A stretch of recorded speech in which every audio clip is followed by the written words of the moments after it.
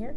Hi, if you're new here, my name is Mariah and I have been working as a broadcast meteorologist for about 2 years now. I started out in a smaller market called Fargo, North Dakota, and then now I have transitioned into my second job. But without further ado, let's get into the video because I just wanted to let you know some things that I wish I would have known before working in news. So number one is, without a doubt, the work contracts. When you get a work contract, you should read it front to back, literally line to line. Make sure that there's nothing in there that will limit you later on down the road. Me, I did not read my contract as fully as I should have, so that was just a big oops for me. I know what you're thinking, like you should have known to read that, but I was just excited. I was excited to get out of college, and I was excited to even have a job and have the opportunity to do something that I had worked so hard at. So without a doubt, read the contract. I want to continue to stress that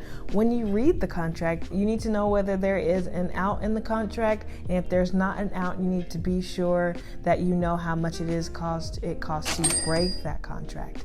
Those are two things that I did not look for and I did not know, because you never know what may happen if you need to leave that station, or maybe if you're just unhappy in that area. You need to know how much it would cost you, or if there's even an option for you to leave it, because most of the time, once you sign, you are mostly set to a specific pay, a specific location, and that typically lasts for about 2 years. Again, some areas in the bigger places, I think they have longer contracts, but that's one thing that honestly took me by surprise, and I just think that is something that you should continue to think about and stress when you're starting out in that very first job, because you just never know what could happen, and you need to know all of your options in the event something does happen.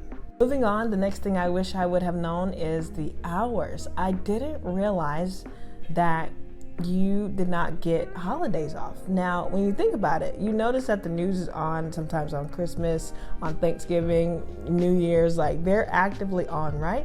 But it's different when you are there and you are working those shifts, okay? I was not prepared to be working on Christmas, on New Year's, and thankfully I had Thanksgiving off because that is a very important holiday to me and my family.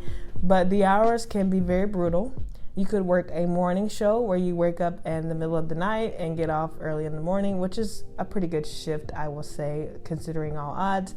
Or you could work an evening shift and you go in around 1 and you stay until around 10 or 11. But you do have most of the times a nice little break in there. Maybe after like a 6 o'clock show, you could come back around 9 or just relax until 9. But you will be there for the majority of the day during the week.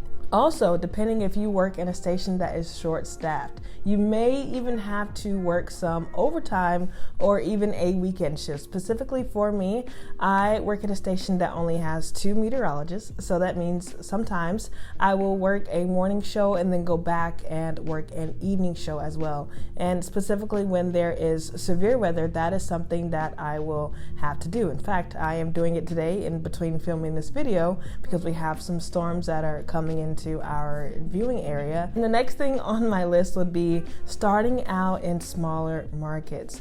When I started out in Fargo, North Dakota, and on the DMA list, this is about market 114, I believe, and the list starts out from 1 all the way to 200 and something. Number 1 being New York, and I honestly don't know the last one on the list there, but I mostly started out in the 100s, and I think that's a pretty okay place to start. I know some people start out higher depending on their level of maybe skill or their reel. It really all depends on your reel when you're getting out of college, and for me, I know it sounds crazy, but I did not know that. So another thing you should quickly focus on is making sure you have a very nice put together reel.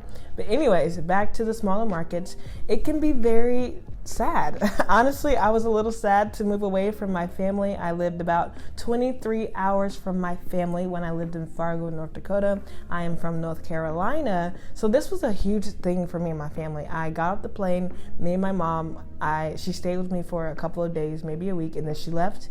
And then after that, I was just there on my own. I was having trouble meeting people and making friends. Eventually, I did meet some very great people.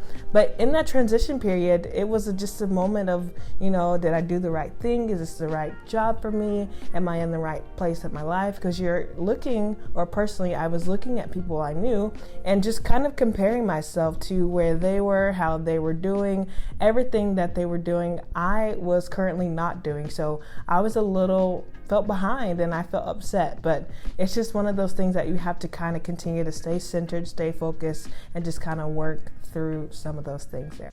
Now, I will quickly say there are many benefits to starting out in that smaller market. It gives you the time to kind of get the nerves out, mess up, because it's inevitable. You are going to mess up. It's okay. Everyone does it. I even still stumble sometimes, even now. But it just gives you that time to kind of get the nerves, prove yourself, and really just establish the kind of presentation style to learn how to show a little bit of your personality. So I think that you shouldn't skip over starting out in those smaller places, but just know it can be very lonely at times. But I think that no one talks about that, no one tells you how it is and where you're going and what things are going to be like. I just kind of wanted to let you know that you're not alone. If maybe you're nervous about going somewhere, if you're nervous about starting out, it's something that is still something that should be important, but you shouldn't be scared to go there because it will be worth it a little later down the road.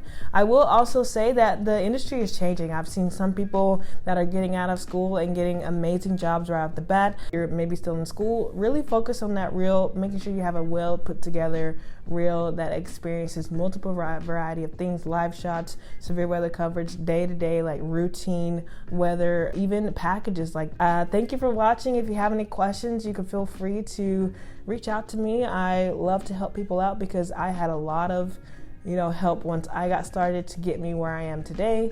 And if you enjoyed this video, then I think you'll like this one over here. But I'll see you pretty soon.